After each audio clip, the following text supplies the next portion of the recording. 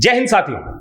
आज हम राजा हरिश्चंद्र के विषय में बात करने जा रहे हैं, परंतु उससे पहले अपने पड़ोसी देश श्रीलंका के बारे में थोड़ी सी चर्चा करना बेहद जरूरी है।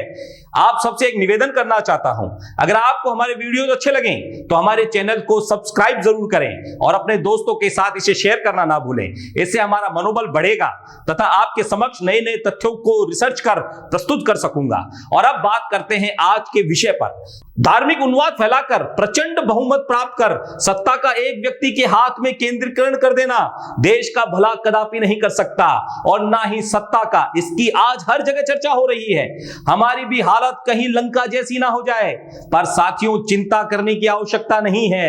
हमारे पास अपार विदेशी मुद्रा है और हमारी इकोनॉमी बहुआयामी है, बहुधंधी है, जबकि लंका की इकोनॉमी टूरिस्ट पर और एग्रीकल्चर पर अधिकांश आधारित थी। इसलिए आज उनका यह हाल है, किंतु हमारा नहीं होगा। हां, पर कुछ चीजें लंका जैसे ही समान हमारे भारत देश में भी है।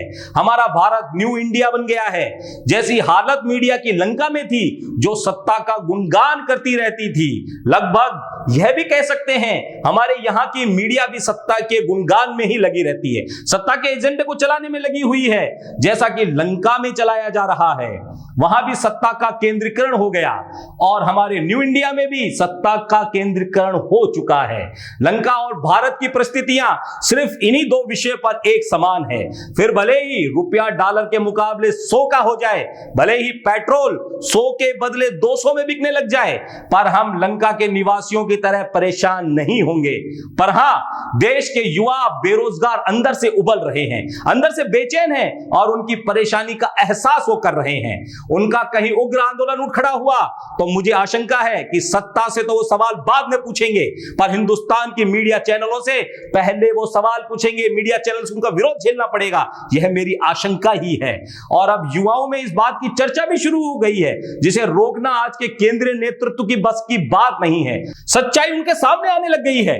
उदाहरण के लिए 3500 वायु सैनिकों में अग्निवीरों की बहाली होनी थी और लगभग 6.5 लाख रजिस्ट्रेशन हुए, यानी कि केंद्र सरकार व मीडिया को सिर्फ एक बहाली वायुसेना की पूरी होने के बाद 6.5 लाख नाराज, मायूस, हताश अग्निवर्षकों का अग्नि बाण झेलने को तैयार रहना चाहिए।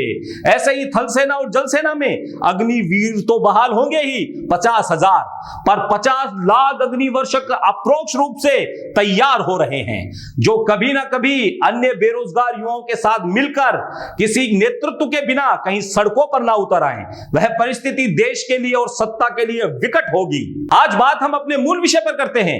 हमारा देश महान है, यहां इतिहास अपने आप को दोहराता है, हमारे यहां पुनर्जन्म भी होता है और उसका एक सबसे अच्छा उदाहरण हमारे माननीय प्रधानमंत्री श्री 1008 श्री नरेंद्र भाई दामोदर दास मोदी जी हैं, जो साक्षात राजा हरिश्चंद्र के अवतार हैं, अवतरित हुए हैं धरती पर। काशी में ही ग्रंथों के हिसाब से यह चर्चा हम बचपन से सुनते आ रहे हैं। सत्यवादी राजा हरिश्चंद्र की पत्नी अपने पुत्र का दाह संस्कार करने जब स्नान घाट पर पहुंचती है, तब राजा हरिश्चंद्र ने अपनी पत्नी से अपने पुत्र के ही दाह संस्कार के लिए कर ले लिया। कर लेने को उन्हें मजबूर कर दिया। नियम तो नियम है साथियों, इसका पालन सभी को करना चाहिए। कठोरता की प्रकाष्ठा थी और आज हमारे प्रधानमंत्री राजा हरिश्चंद्र की तरह हमारे दाह संस्कार पर भी कर वसूल ही लेंगे, और वह भी जजिया कर के रूप में। 80 से 82 करोड़ लोगों को 5 किलो अनाज राजा हरिश्चंद्र की तरह हर महीने दिया जाता है, जिसकी कीमत 200 से 300 रुपए प्रति माह अधिकतम हो सकती है। अभी कोरोना काल में वैक्सीन जिसकी कीमत भी 200 से 300 रुपए के करीब होगी, सरकार ने मुफ्त में लोगों को लगवाई। कितने लोगों को मुफ्त में टीके लगवाए, यह शोध का विषय है, पर लगा और उसका खूब ढिंडोरा पीटा गया। पर आप अपने इर्द गिर्द, अपने दिनचर्या, अपने दैनिक जीवन में उपयोग आने वाली वस्तुओं की तरफ देखिए, यहां भी सरकार आपसे जजिया कर वसूल कर रही है। उदाहरण के लिए, सुबह जब आप उठते हैं, आप चाय पीते हैं, उस चाय पर आपको 7% जजिया कर देना होता है। उसमें मिलाई जाने वाली चीनी पर 6%। अपने बच्चों के लिए जो आप दूध खरीदते हैं उस पर 5%, बच्चों के लिए जो बिस्कुट खरीदते हैं उस पर 16%, यहां तक कि बाहर से कहीं छाछ खरीदते हैं उस पर 5%, रसोई में रसोई गैस की कीमत बढ़ने के बावजूद 7%, एल्युमिनियम के बर्तन जब गरीब खरीदता है तो उसमें 12.5% जजिया कर देना ही पड़ता है। सुबह सवेरे उठकर जब आप अपने दांत साफ करने जाते हैं तो आज के राजा हरिश्चंद्र उस पर 30.5% कर वसूल कर लेते हैं।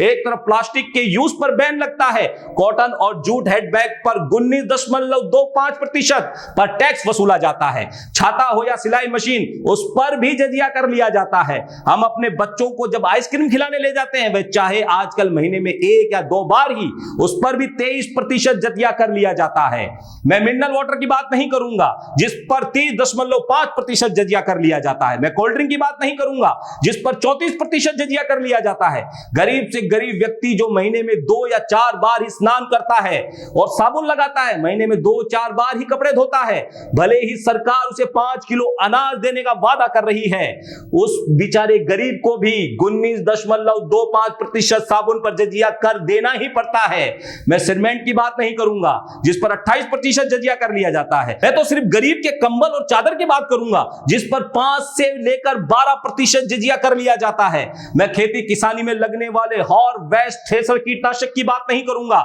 जिस पर 18% जजिया कर लिया जाता है। मैं तो बच्चों के पढ़ने लिखने वाली कॉपी और पेन की बात करूंगा जिस पर 12% जजिया कर लिया जाता है। पर हमारे राजा हरिश्चंद्र इतने में भी संतोष नहीं करते। आर्थिक बेहाली, बेरोजगारी की हालत आप लोगों से छिपी हुई नहीं है। हमारे घर में अगर कोई बीमार पड़ जाता है, हम अपनी जमीन और सोना बेचकर अपने अजीजों का इलाज कराने के लिए ले जाते हैं। तो जब सोना बेचने हम जाते हैं तो उस पे भी जीएसटी जजिया कर लिया जाता है। अब तो अस्पताल के बेड पर भी जीएसटी लेने की तैयारी चल रही है। आटा और चावल पर तो जीएसटी लागू कर ही रहे हैं। दाह संस्कार पर तो राजा हरिश्चंद्र के समय भी कर लगता था, अब भी देते हैं। कुछ समझ नहीं आता। हमारे इस जजिया कर पर आंसू निकलते हैं और जब आंसू निकलते हैं तो उस पर भी जजिया देना पड़ता है, जजिया कर लगता है। सोचिए, विचार कीजिए। आज के राजा हरिश्चंद्र नरेंद्र मोदी जी की जय हो। जय हिंद।